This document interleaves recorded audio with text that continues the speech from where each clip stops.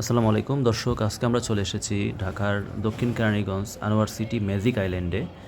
দেখাবো পুরো পার্কটি ঘুরে ঘুরে এবং এখানকার দারুণ সব প্রাণীর সাথে আপনাদেরকে পরিচয় করাবো।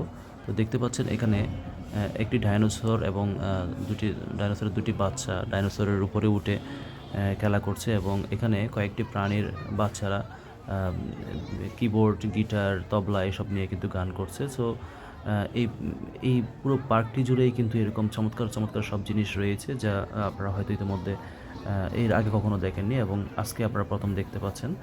সো চলুন দেখে নিয়ে যে কী কী আছে এই পার্কের মধ্যে। এই যে দেখতে পাচ্ছেন এখানে একটি অদ্ভুত রকমের একটি প্রাণী কিন্তু এখানে নড়াচড়া করছে, মাথা নাড়াচ্ছে এবং তার চারপাশ ঘিরে কিন্তু প্রচুর দর্শনার্থীরা আছে, সবাই দেখছে।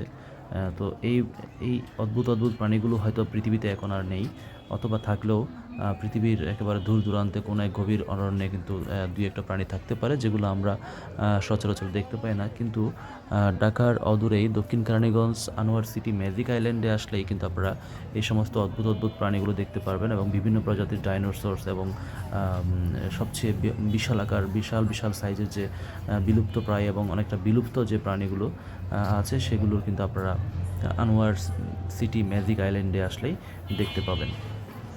তো দর্শক, আপনারা অবশ্যই বলবেন এই প্রাণীগুলো আসলে কীভাবে এখানে আনা হয়েছে, কীভাবে সম্ভব এই বিলুপ্ত প্রাণীগুলো কীভাবে এখানে সংরক্ষণ করা হয়েছে সে ব্যাপারে যদি আপনাদের কোনো আইডিয়া থাকে অবশ্যই বলবেন। এখানে দেখতে পাচ্ছেন একটি বড় গাছের উপরে একটি ড্রাগন পাখি রয়েছে, যে ড্রাগন পাখির মুখ থেকে কিন্তু হা করলে আগুন বের হয়, সেরকমই ড্রাগন পাখিটি। আর এই যে দেখতে পাচ্ছেন এখানে একটা অদ্ভুত রকমের একটা প্রাণী যার দুই তিনটি শিং রয়েছে এবং হাতির মতো বড় একটি কান রয়েছে এবং এটি কিন্তু মুখও নাড়াচ্ছিল।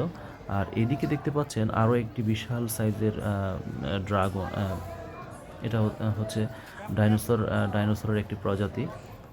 ডাইনোসর কিনা আসলে এটা নাকি অন্য কিছু নাম থাকতে পারে, আপনারা অবশ্যই এটা কমেন্ট করে জানাবেন কোন প্রাণীটির নাম কি।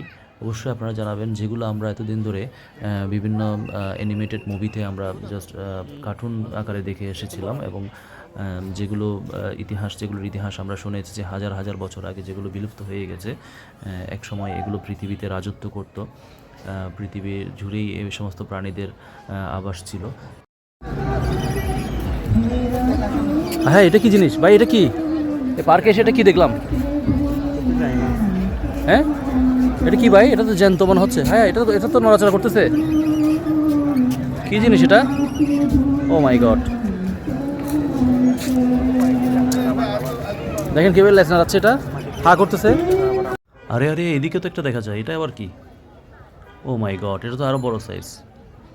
মাশাআল্লাহ মাশাআল্লাহ। দর্শক, আপনারা দেখতে পাচ্ছেন আমরা কিন্তু এতক্ষণ ধরে অনেকগুলো বড় বড় সাইজের ডাইনোসর বা এই ধরনের কিছু প্রাণী দেখেছি এবং এই পাশে কিন্তু আরও একটি বিশাল সাইজের প্রাণী দেখতে পাচ্ছি।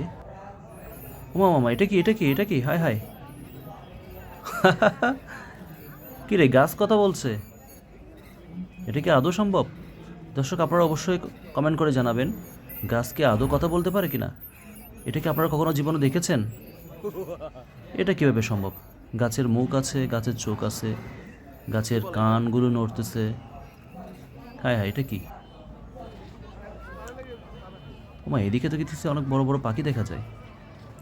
মাশাআল্লাহ মাশাআল্লাহ, বিশাল বিশাল সাইজের ঈগল পাখি। এদিকে একটা সিংহও দেখা যাচ্ছে, মনে হচ্ছে সে এখনই একেবারে তাজা মাংস খেয়ে এসেছে, তার দাঁত লাল হয়ে আছে।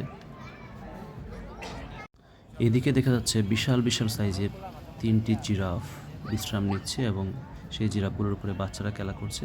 এদিকে একটি সারস পাখি রয়েছে যেটাকে আমরা অনেকে বক ভেবে ভুল করি। আর এই হচ্ছে সেই ড্রাগন পাখি যেটার মুখ দিয়ে কিন্তু আগুন বের হয়। তো এই ড্রাগন পাখি থেকে আপনারা অবশ্যই সাবধান থাকবেন, যে কোনো সময় কিন্তু সে আগুন দিয়ে পুড়িয়ে দিতে পারে।